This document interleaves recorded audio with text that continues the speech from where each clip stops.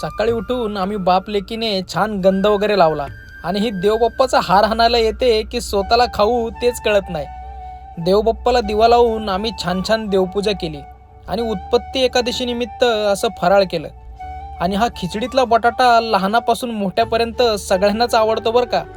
संध्याकाळी ऑफिसवरून घरी आल्यावर पाहिलं तर ह्या माहिले की उपवास असलेल्या पप्पासमोर असं उड्या मारू मारू तोंड भरभरून पाणीपुरी खात होत्या। नंतर मी श्री रामचरितमानस वाचायला घेतलं।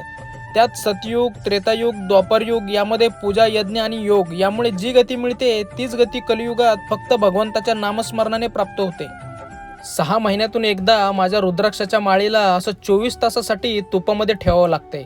लेकीच्या तडकलेल्या ओठांना तूप लावलं तर तिने असं चाटो चाटो काढलं। ओठ आतरून करू दे, थांब तुझं मोमो घेतो।